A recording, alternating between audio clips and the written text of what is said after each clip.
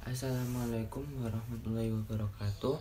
Perkenalkan, nama saya Muhammad Aulia Sultan Hasan Mukmin dari Program Studi Manajemen Pendidikan Islam Fakultas Tarbiyah dan Keguruan UIN Sunan Ampel Surabaya.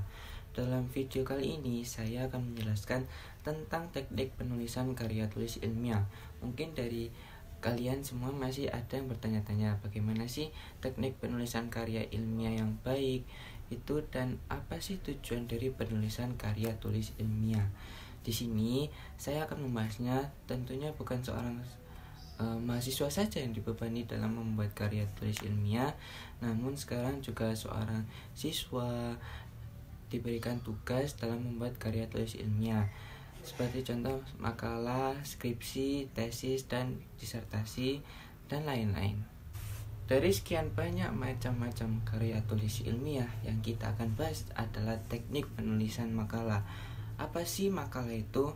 Makalah merupakan salah satu jenis karya tulis ilmiah yang membahas suatu pembahasan tertentu menjadi hasil kajian pustaka ataupun kajian lapangan atau penelitian. Pada penulisan karya ilmiah juga mempunyai tujuan, yaitu memecahkan masalah tertentu, menambah pengetahuan ilmu dan konsep pengetahuan mengenai suatu pokok masalah tertentu, membina dan melatih kemampuan menulis ilmiah dan berpikir ilmiah bagi penulisnya.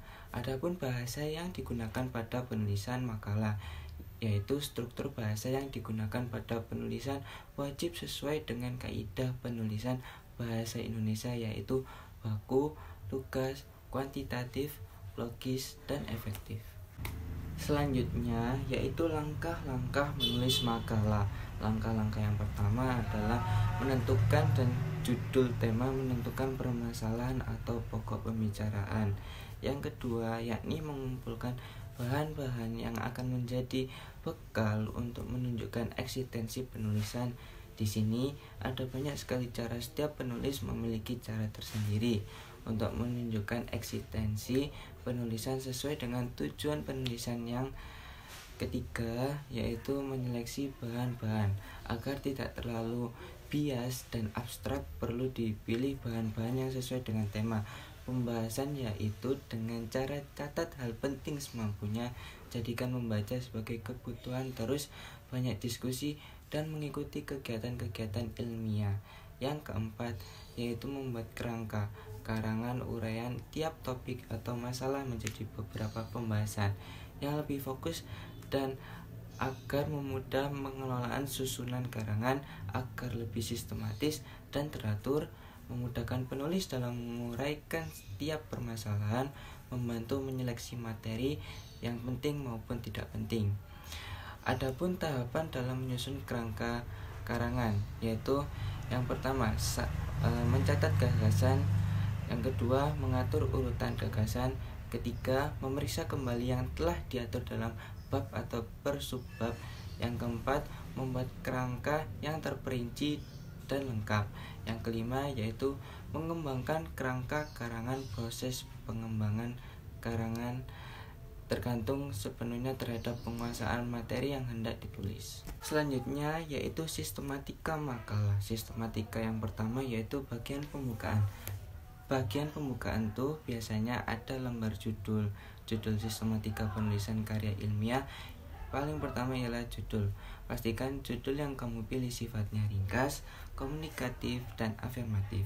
Kata pengantar dapat menggunakan bagian ini untuk memberikan sedikit gambaran tentang penelitian. Dapat juga menggunakannya untuk mengucapkan terima kasih kepada pihak-pihak yang membantu untuk menyelesaikan makalah tersebut. Terus kemudian daftar isi. Bagian isi itu biasanya ada pendahuluan, terdiri dari latar belakang, uraian singkat, jelas dan logis dari suatu kegiatan ilmiah untuk menjelaskan alasan teoritik serta faktual mengapa permasalahan tersebut perlu dijawab melalui kegiatan penelitian. Berikutnya rumusan masalah, pertanyaan kritis atau argumentasi yang fleksibel yang diambil intinya dari pernyataan umum dari masalah penelitian sebagaimana tercantum dalam latar belakang masalah. Rumusan masalah selalu dibuat dalam bentuk pertanyaan yang dapat dioperasikan dalam suatu penelitian. Tujuan adalah uraian singkat serta jelas tentang tujuan apa yang hendak dicapai dalam makalah tersebut dan pembahasan. Kemudian yang terakhir yaitu bagian penutup, yaitu kesimpulan dan saran. Dengan penelitian yang telah selesai, sebagai penulis harus memberikan pemaknaan terhadap penelitian tersebut. Dapat menuliskan rekomendasi yang diperuntukkan bagi pengguna atau pembaca, serta berisi berikutnya adalah daftar pustaka dan lampiran-lampiran yang diperlukan. Demikian pemaparan yang dapat saya sampaikan. Kurang lebihnya saya mohon maaf. Apabila ada kesalahan mohon dikoreksi. Terima kasih atas perhatiannya sejak dari awal hingga akhir. Wassalamualaikum warahmatullahi wabarakatuh.